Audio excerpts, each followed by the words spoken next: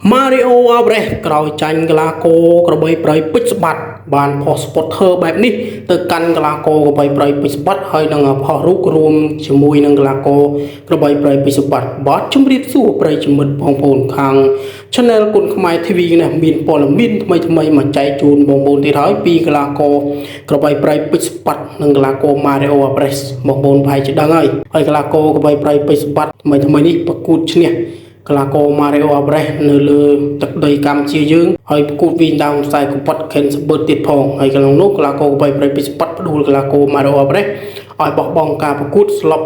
ទឹកទី2ហើយនៅក្នុងហ្នឹងគឺកីឡាករក្របីប្រៃពេជ្រស្បាត់ចប់ការប្រកួតគឺគាត់មាន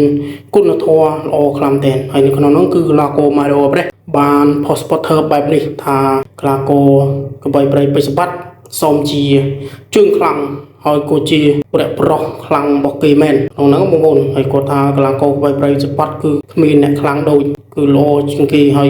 បងប្អូនហ្នឹងហើយគឺ Mario នេះធ្លាប់ប៉ះជាមួយនឹងជើងខ្លាំងគុណខ្មែរយើងជាច្រើននេះហើយធ្លាប់លុតហេហូមីឈុតស្រីបន្ថងនេះខ្មៅឃីមបូរ៉ាអីហ្នឹងសិតតែចាញ់ក្រោមកតាប់តៃ Mario Alvarez ទាំងអស់ហើយឥឡូវនេះគឺខាង Mario គឺបានធ្វើដំណើរទៅប្រទេសគាត់វិញហើយគឺប្រទេសអេស្ប៉ាញគឺក្នុងនោះគឺកីឡាករ Mario ត្រូវលពុះអំពងភ្នែកដោយសារតែគាត់ហ៊ានដោយកណ្ដាប់ដៃជាមួយនឹងក្របីប្រៃពេជ្រស្បាត់ដែលកីឡាករ Mario ចាញ់លើកនេះគឺចាញ់ដោយអស់ចិត្តមកបងប្អូនគឺលើកនេះហើយក្របីប្រៃពេជ្រស្បាត់គឺគាត់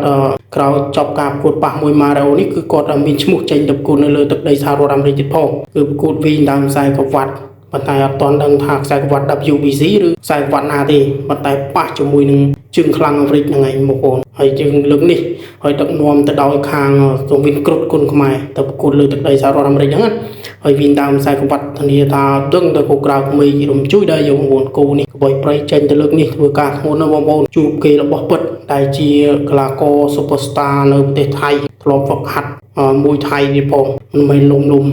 ពុតរបស់គាត់អាចនឹងល្អជាង Mario តែគូក្របីប្រៃវិស្បាត់នេះព្រោះ